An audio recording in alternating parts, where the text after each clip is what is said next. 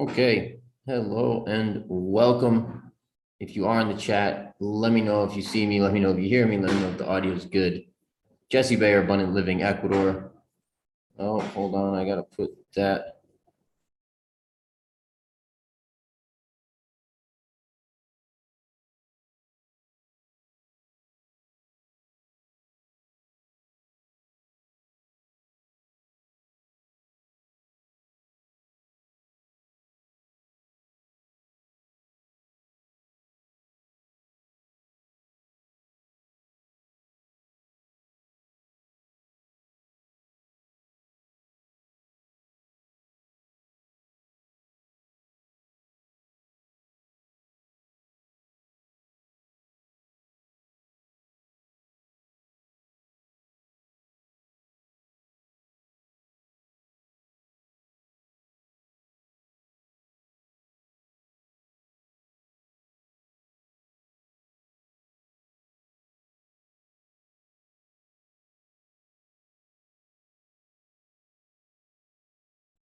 Oh, yeah, that's because I hit mute.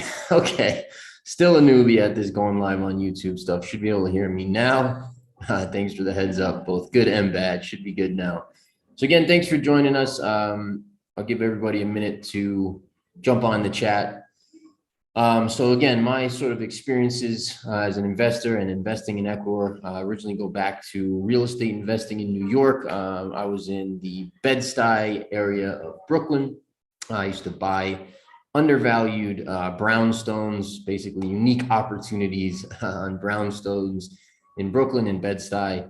This was in the 2010, 11, 12 range, and we'd fix them up and sell them and or rent them out. That was a great business for sure.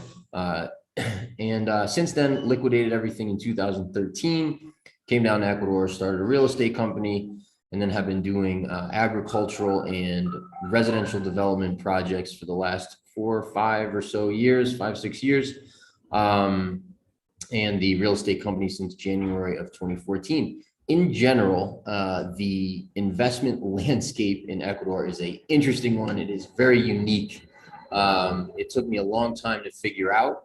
It's a place where the opportunities are abundant, and the bureaucracy and the cultural differences are also quite large. So those two things kind of balance each other out, I would say.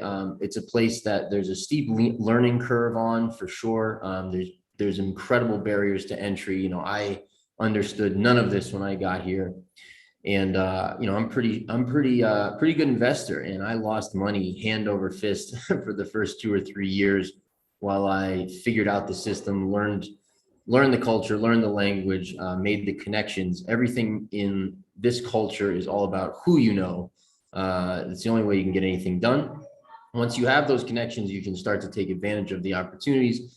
The opportunities here are many fold what I was used to, in New York, which obviously, is a place that the world goes to invest.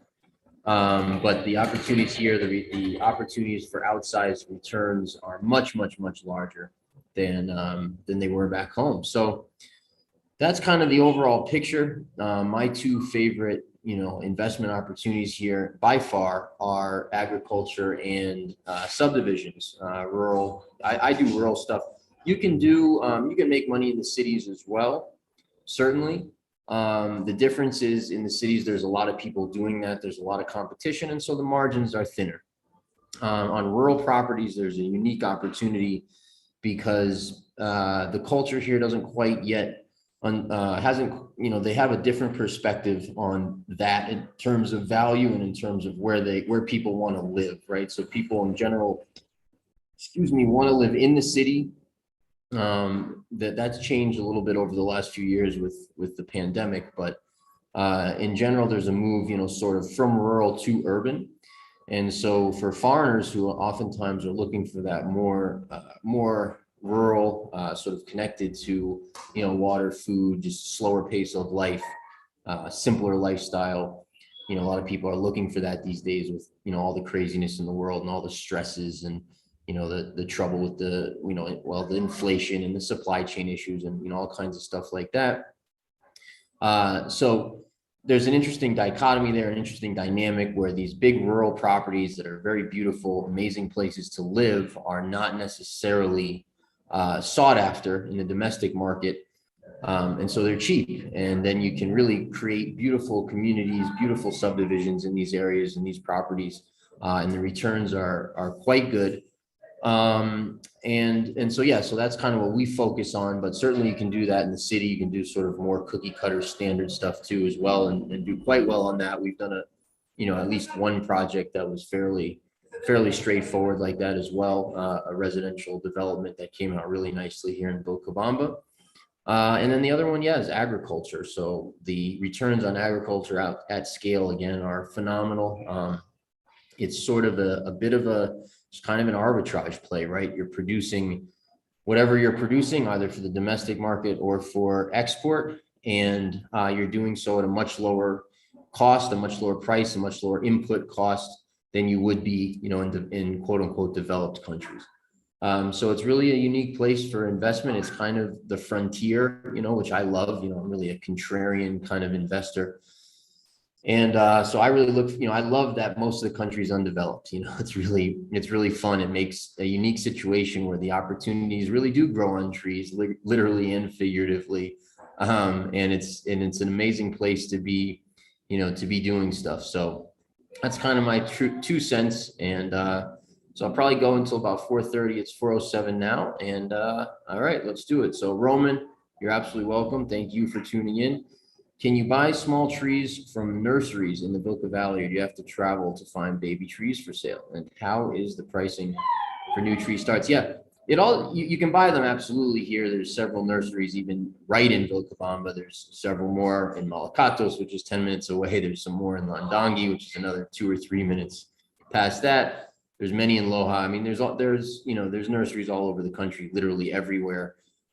If you want to get the best prices, you're going to go to the largest ones that are not in this area, but it's a phone call away and they'll send them right to you in a truck. So that's really easy.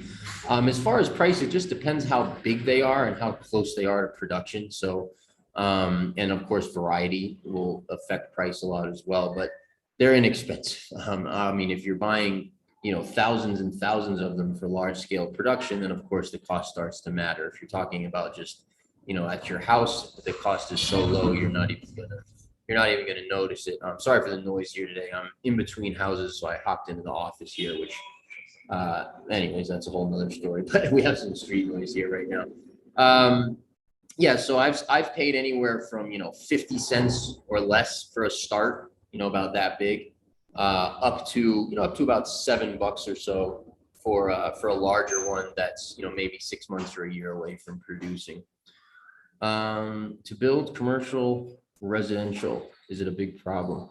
No, not at all. In general, the process for permitting here is quite simple as compared to some markets, certainly where I came from.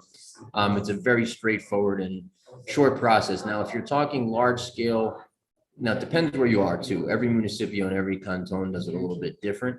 So if you're in Loja, it's one way. If you're in, for example, in Manta, right, it's a totally different way.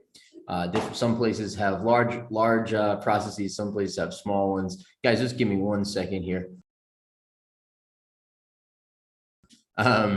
So yeah, it just depends where you are, but the permitting process is many-fold simpler than it is in New York, for example, where I came from.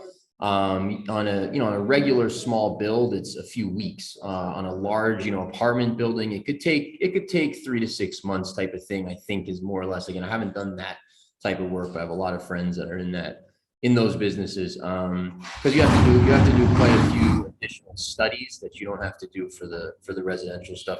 Same thing with the commercial, whether it's commercial residential or just commercial, then you're having to do all the structural studies and there's a whole bunch of different studies you have to do, but they're not crazy. And, that stuff is all very manageable. Again, once you have the relationships here, that's the key to everything in Ecuador. Let's see, is the labor market good for agriculture? Easy to find good farmers to work your land? Yeah, absolutely. Excuse me, absolutely. It's a very agrarian society, but the labor market is weak, so people are readily available. There's also a law, there's a labor law specific to agriculture that the minimum wage does not apply. So any salary that you can agree to with the person who's working for you, as long as you have a contract, and that's it. There's no minimum wage.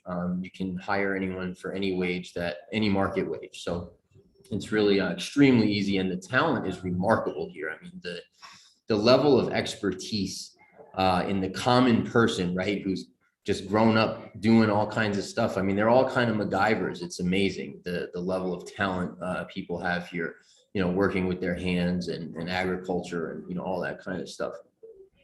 Is it possible to import live trees, shrubs if they're not available? How big of a hassle is importing live goods? I don't really know, Brian. It's definitely possible. I mean, you can import anything. There's nothing you can't import. How difficult is that process? I don't know. I would know who to ask. I would know how to go about it, but I wouldn't know how to answer that question. Like most things here, if you haven't done it, you don't really know because the process is always different once you go through it, and things change here pretty frequently, but you can always get it done. The nice thing about Ecuador is there's always a way to get it done.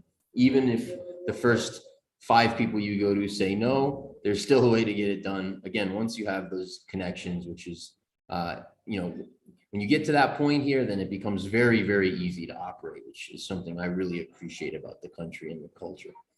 Can you collect rainwater on your farms for use in the dry season? Collecting rainwater is usually not allowed in the States. Yeah, the tyranny in the States has gotten pretty crazy, hasn't it? Yeah, there's no weirdness like that in Ecuador of any kind, right? So literally zero. Nobody's going to bat it. There's no laws against that. No one would even think to make a law against that. It wouldn't even occur to anyone here, and it would be laughably unenforceable if they ever tried to do anything, even remotely similar. There's no mindset like that here to control people like that in that way. When it comes to building apartments, built apartments, what is better? 1 bedroom, 2 bedroom, etc. for return? Yeah, for better return on your investment. Yeah. That's not my business, Robert, directly. So I'll talk about what I know. From what I can see of the market, your bang for your buck is going to be better on smaller units than larger units, but people do like more bedrooms. So if you could do, if you can do apartments, for example, that are, let's say 70, 80 square meters, but you can get 3 bedrooms out of it, I think that might be your best bet. Certainly you can mix some studios or some 1 bedrooms into that.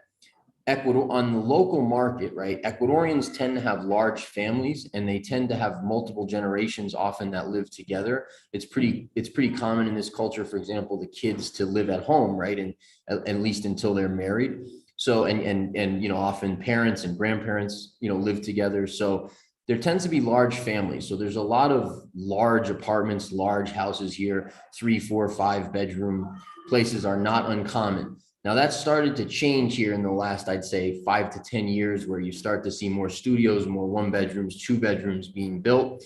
That's definitely a nice market. But I think the sweet spot bang for your buck would probably be, smaller units, about 70, 80 square meters, maybe up to 100 square meters, but getting 3 to 4 bedrooms in, then you can absolutely, I'd say, mix in, some sort of housing for single people, right? A studio, a 1 bedroom. You're going to do pretty well as well. And then the other, of course, I don't know if we're talking for sales or for rental income, but I think my answer would be the same for both. Have you seen any noticeable growth in the Ecuadorian middle class in your years in country? That's an interesting question and brings up probably a whole large topic I'll try not to talk too long about. But you have to, the whole perspective on that here is just different, and it's a large adjustment, I think, right? So I think in the States, we kind of define classes along economic lines, low class, middle class, upper class, right? Lower class, middle class, upper class. We kind of define that along the lines of both income and sort of stuff, right? Where people live and how much stuff they have, right? What do they look like? Are they dressed nice? Do they have multiple cars, nice houses, these kinds of things, and how much income do they have? The United States is a consumer culture, right? It's a culture where people might have 3 houses and 5 cars and 0 savings, right? Be up to their eyeballs in debt. You would never find that here, right? This is not a culture that relates to wealth and relates to income and relates to stuff in that way. This is a culture that saves, and this is a culture that accumulates wealth, not stuff. So you'll come across people that when you look at them, you think they're lower class, right? Like in the States, they would be dirt poor, low income, right? You look at them and you see that. Then when you get to know them, you realize they're actually wealthy. You know, they might have $2, $3, $4, $5 million worth of properties, but they're driving a 40-year-old vehicle. Maybe they're missing teeth, right? They could have, you know, right? You'll find that frequently here. People here take their money and they use it for educating their children, setting up future generations. They accumulate assets, they accumulate wealth. So it's just a different mentality, right? So going back to your question, have I seen a growth in the middle class? Defined, I guess, in sort of US culture terms, probably yes, because there's more people who have sort of entered into the system, right? And are living in the city, working, you know, for institutions, larger companies, and having that income, and then, you know, getting the mortgage and the house and the car and sort of jumping on that hamster wheel, right? There's more people doing that for sure than when I got here. So I think in that sense, yes, there's a larger middle class. But I think from sort of the perspective I'm talking about of most of the culture here, you know, again, there's no winter here, right? So nobody's hungry, nobody's cold, nobody's without, there's no homelessness in Ecuador, those types of things. And then when people have assets or have wealth, you know, they accumulate it, they don't spend it. People are not running around with multiple debt, you know, with all kinds of debt, but looking good, right? It's the opposite. They're rolling around with assets looking poor. So it's a totally different mentality. How cold does Vilcabamba get? And what is your observation in respect to the highway that connects Loja and Vilcabamba? Do you have those landslides that's always reported? Vilcabamba's been cold these last few days. Now, not during the day at all. And cold is very relative. Every day is beautiful and lovely and, 70s and low to mid 80s. But the nights can get down in the 50s. You're really never going to get below 50. Usually you're in the 60s at night. So it's very comfortable climate. But, you know, I don't like when it's 58 or 62 at night. That's cold for me. Yeah, absolutely. During rainy season, you can get some derumbes, as they call it, where you get a little bit of debris that comes into the road. This was the craziest rainy season in many, many years. So there was definitely more this year than normal for sure. What area of Loja do you prefer for buying, living? Depends what you're looking for. If you're wanting to be like in the city, the nicest neighborhood I think by far is called Rodriguez Week. I lived there for several years. It's beautiful neighborhood. That's where I would live if I was going to live in the city. If you want to live outside of the city, but you know, there's beautiful areas in the valley of Loja that are rural and are also great buys because the city's expanding, it's growing rapidly. And so, I mean, just to give you an example, right? So I got here in 2013. The first thing in Loja, I looked around and I looked at all the mountains, right? And the mountains at the time were kind of sort of where the poor people lived, right? They were sort of agricultural, you know, chickens running around and shacks and, you know, that sort of scene. And I'm looking at this land and I'm thinking, wow, this land looks out over the valley. It's majestic. It's beautiful. It's green year round. It's lush. This is really valuable land. If I had a fund, you know, I would just buy up all this land. Well, literally within 5 years of me having that observation, large sections of those mountains, you know, above the valley got developed into high-end, you know, homes for Lojanos. So there's beautiful areas like that. There's still, you know, whole sections that are undeveloped out north on the north side of the valley. There's beautiful sections still up in the mountains. There's some interesting areas on the south side as well, although that's also turning now into upscale residential neighborhoods. So Loja is an interesting place. It's a place we invest in as well, but we usually, again, we stick to the rural areas in general. But yeah, Rodriguez Wit is where I would live in the city for sure. Jordan, hello. How are you? Hope to see you soon. Ecuador sounds like West Texas regarding wealth. Interesting, interesting. Old oil money. Yeah, that's cool. I've never been out to Texas much at all. I'm spending over a month there in July to see. Thank you for the videos. Is it easy to live 6 months there, temporary visa, and looking for a massage therapist while there if you can help? Yeah. So June, July, August are the worst months here weather-wise. So a great place to come visit and a great time to come visit and see it at its worst. I definitely recommend that. It gets a little cooler, a little windier, and it's dry season, so everything dries out and it's not as pretty during the summer. But a great time to visit because, again, you get to see it at its worst, and its worst is pretty good. So if you like it, then you'll love it the other time of year. Yeah, it's very easy to live 6 months here. The visas now, the temporary resident visas now have no travel restrictions whatsoever. So that's really nice. You can do 6 months in, 6 months out, no problem. I mean, you can do 6 months in, 6 months out, even without being a resident. So even on just a tourist visa, because they have a 3-month extension that you can do every year. So you can have 3 months just on a passport, and then 3-month extension. So you can be here 6 months every year with no residency visa whatsoever. I can absolutely help you with a massage therapist. Shoot me an email, jesse at A as in apple, B as in boy, ecuador.com. And I'll give you a couple of contacts. There's phenomenal massage therapists here in Vilcabamba, many of them.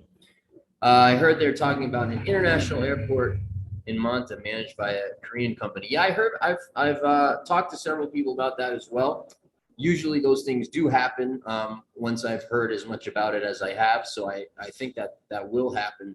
Manta's a really nice city. I like Manta a lot.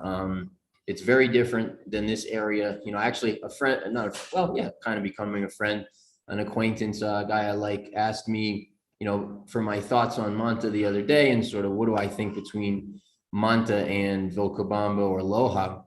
And, Manta is a bigger city, at least the surrounding area. The city itself is actually the same size as Loja, but the surrounding area is much more populated, much larger than Loja.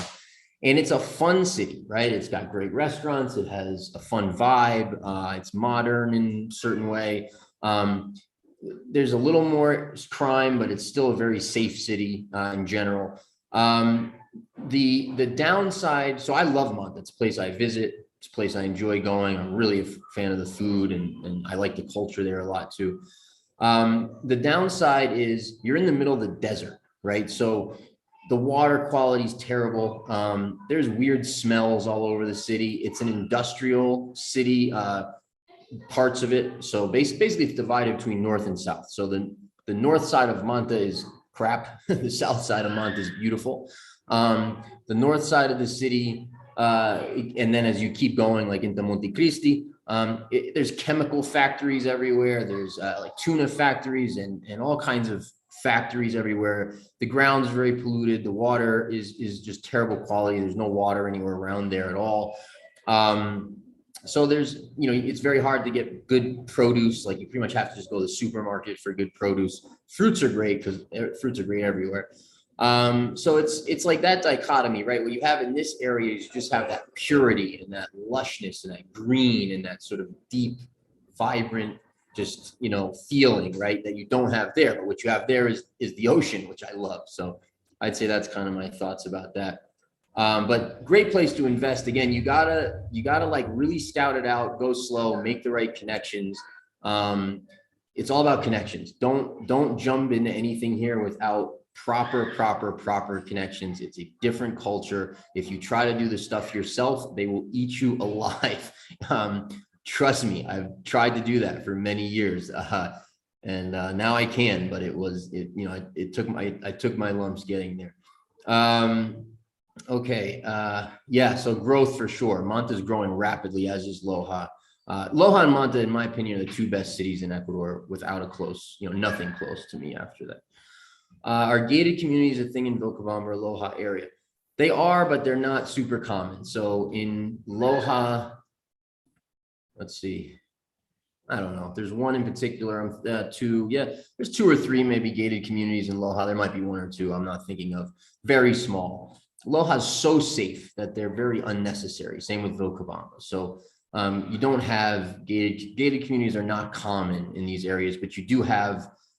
There's two now because we did one semi-gated. We did one in Vilcabamba. There was one already in Vilcabamba, so there's two now. And then there's in Loja, there's 2 to 5 maybe, and in Malacatos there's one. So they're here and there, but because it's so safe, you don't have much of that. Like in Manta, for example, there's many gated communities, luxury gated communities. That's very, very common in Manta. Leonardo, welcome, man. Hope you make it down. Awesome. May, that's coming right up. We're a couple of days away. Any suggestions?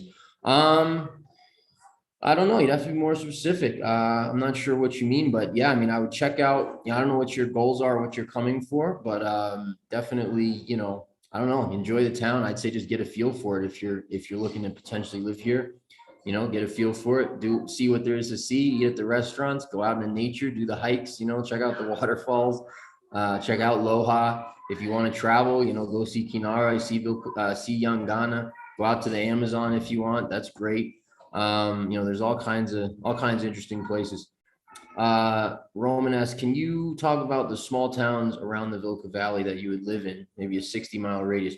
Well, 60 miles here is a lot because we're in the mountains. So 60 miles is like, that could take a long time to go 60 miles. But the valleys around Vilcabamba, they're really interesting. So because we're in the mountains and because the elevation goes up and down so quickly, you get microclimates everywhere, right? Even within the valleys, within one valley, within any place, you get microclimates everywhere. So the way the weather here works, right? So Loja is 6,500 feet, cooler climate, year-round green, meaning year-round rain, a little bit more cloud cover. That's Loja.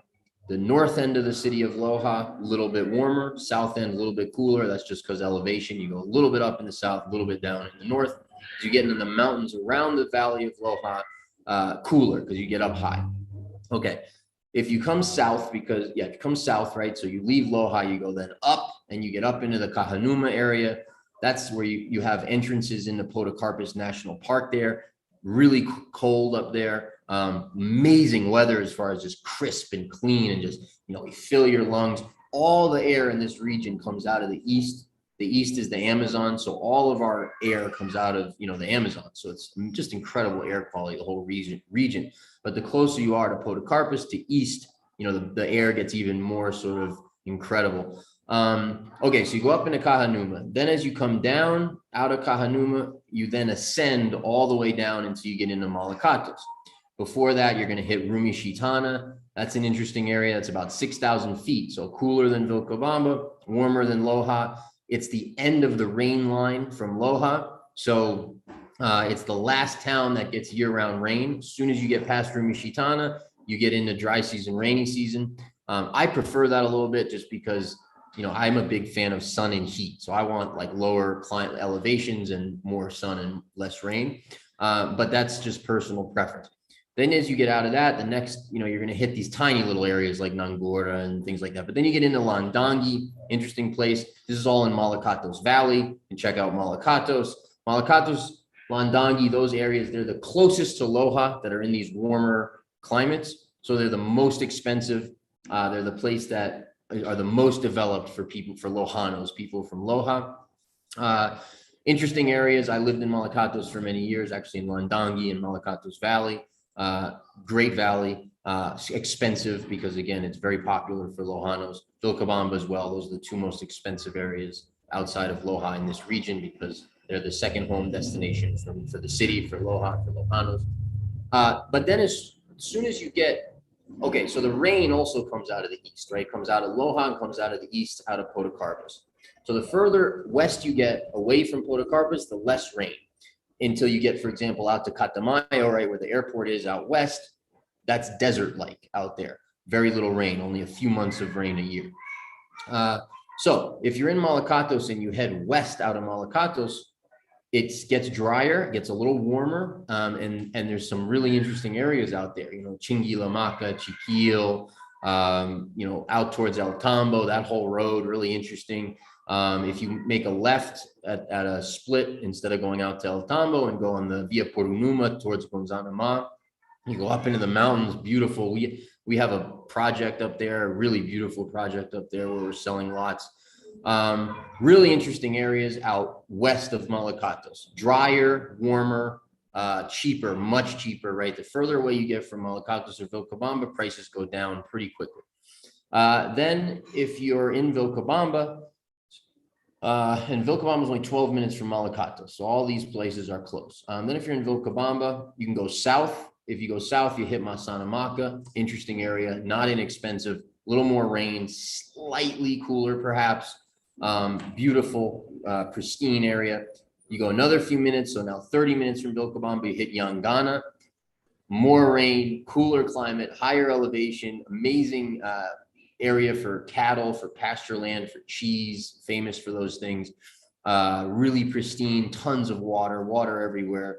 Beautiful growing conditions for different crops in all these regions. Yangana is an interesting place, especially if you want a little bit cooler climate. The other option is Quinara, which is 20 minutes from Vilcabamba, it's southwest of Vilcabamba, so it's about a degree or two warmer than Vilcabamba, slightly drier than Vilcabamba. That's sugarcane country. That's an interesting place. I think that's going to be the next place to pop here and really get developed for sure. So that'll be a place we'll definitely be working in here at some point, doing some stuff out there.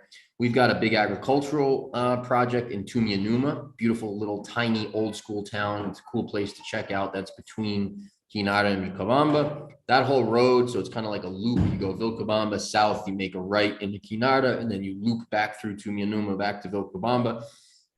I would do that whole loop, pretty cool. And then none of that includes, any of the Amazonian region, but that's probably a little further away than we're talking.